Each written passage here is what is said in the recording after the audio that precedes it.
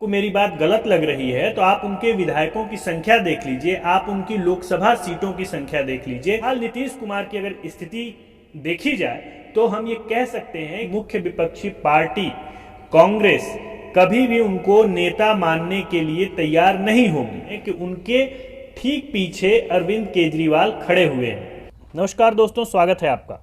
लोकसभा चुनाव में अब एक साल से भी कम समय रह गया है।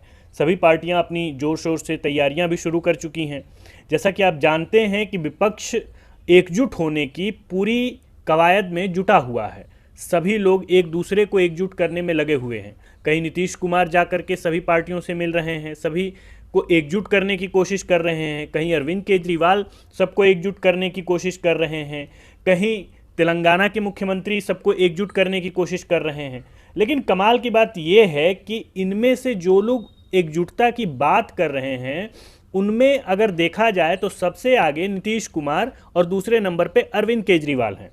फिलहाल नीतीश कुमार की अगर स्थिति देखी जाए तो हम ये कह सकते हैं कि वो अपने ही राज्य में अल्पमत में सरकार चला रहे हैं।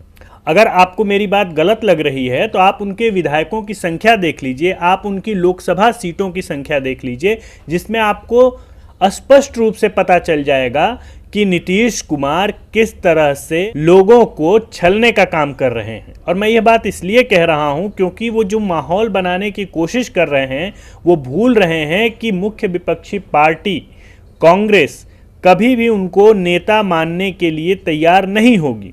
और जिस कवायद में वो जुटे हुए हैं कि अन्य पार्टियों के दबाव से वे नेता प्रतिपक्ष बन जाएंगे और मुख्य और प्रधानमंत्री का चेहरा बन जाएंगे, तो वो ये शायद भूल रहे हैं कि उनके ठीक पीछे अरविंद केजरीवाल खड़े हुए हैं।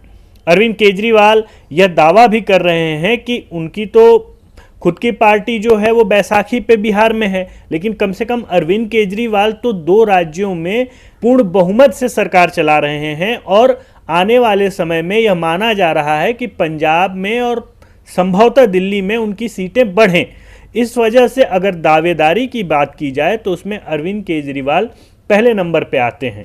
वहीं अगर साउथ में हम चलें तो वहाँ पे भी स्थितियाँ अलग हैं। साउथ की जो पॉलिटिक्स है वो सब हम जानते हैं। लेकिन अगर इस स्थिति में विपक्षी पार्टियाँ एकजुट हो भी गईं तो वैसी स्थिति में सिर्फ फुटौवल वाली स्थिति आ जाएगी। लेकिन इन परिस्थितियों से अगर हम सीख लें तो हमें ये एक ही चीज़ पता चलेगी कि ऐसी परिस्थितियां कभी भी देश को एक स्थिर सरकार नहीं दे सकती हैं। और जब मैं स्थिर सरकार की बात कर रहा हूं तो उसमें सिर्फ और सिर्फ चुने हुए प्रधानमंत्री की बात नहीं कर रहा हूं, बल्कि उसके ताकत, उसके निर्णय लेने की क्षमता और उसकी निर्णय लेने की स्वतंत्रता की भी बात कर रहा हूं। आप सोचिए, अगर अरविंद केजरीवाल या नीतीश कुमार जैसा कि वो सोच रहे हैं, हालांकि ये एक ख्याली पुलाव है, लेकिन फिर भी अगर हम इसे एक हाइपोथेटिकल रूप में भी देखें तो नीतीश कुमार अगर क्या मुख्यमंत्री बन जाते हैं तो क्या वे इस स्थिति में रहेंगे कि वे खुल करके निर्णय ले सकें, या शासन व्यवस्था में जो परिवर्तन करना चाहिए वो परिवर्तन कर सकें? मुझे लगता है ऐसी स्थिति नहीं बनेगी। दोस्तों, दूसरी तरफ अरविंद केजरीवाल। अरविंद केजरीवाल ने हाल ही में एक राहुल गांधी पे बयान दिया, इसे आप सुनिए। You are weakening the Congress party. B team of BJP. Exactly. आप एक चीज बताओ फ्रैंकली, मतलब कांग्रेस को वीकन करने के लिए मेरी जरूरत है? Isn't Rahul Gandhi sufficient? इस बयान में वे साफ तौर पे कह रहे हैं कि राहुल गांधी कांग्रेस की कमजोरी हैं, और दूसरी तरफ वही राहुल गांधी से जाकर के वे हाथ मिला रहे हैं, अलायंस की बात कर रहे हैं और ये बताने की कोशिश कर रहे हैं कि आप हमें नेता स्वीकार करिए। वहीं अगर अरविंद केजरीवाल के इतिहास में झांका जाए तो आपको देखने को मिलेगा कि कोई ऐसा नेता नहीं होगा जिसे अरविंद केजरीवाल ने भ्रष्ट ना कहा हो। इस स्थिति में अरविंद केजरीवाल से एक सवाल भी पूछा गया, इसे देखिए आप। 2014 में आपने एक लिस्ट निकाली थी देश के सबसे करप्ट पॉलिटिशियंस की। 2014 की जो लिस्ट है उसमें Kapil Sibal, A Raja, Mayawati, Mulayam Singh, P Chidambaram, Suresh Kalmadi, Jagan M Reddy, Kamalnath, Sharad Pawar, Nitin Gadkari, Sushil Kumar Shinde, Veerappa Moily, Mulayam Singh, Pawan Bansal, Naveen Jindal, Sriprakash Jaiswal, Yeddyurappa, Anurag Thakur, Tarun Gogoi, Anu Tandon, Salman Khurshid, Avtar Singh Bhadana, GK Vasan, H D Kumaraswamy, MK. Alagiri, Praful Patel, Ananth Kumar. ये लिस्ट आपकी थी। इनमें से ज्यादातर लोगों के साथ आजकल आप ऐसे खड़े होते हैं हाथ से हाथ मिला के। देश की मजबूरी है, बीजेपी को हराना जरूरी है। देश की मजबूरी है, करप्ट लोगों के साथ अरविंद केजरीवाल खड़े हों। अब इसमें वे बता रहे हैं कि समय की मजबूरी है। अब ये बात समझ में नहीं आ रही कि यह समय की मजबूरी कैसे हो सकती है कि आप अगर ये मान रहे हैं कि यह सरकार तानाशाह है, इस सरकार में करप्शन है, यह सरकार जो है वो बोलने की आज़ादी नहीं दे रही है, तो आप एक को सत्ता से बाहर करने के लिए दूसरे भ्रष्टाचारियों को सत्ता में ला रहे हैं।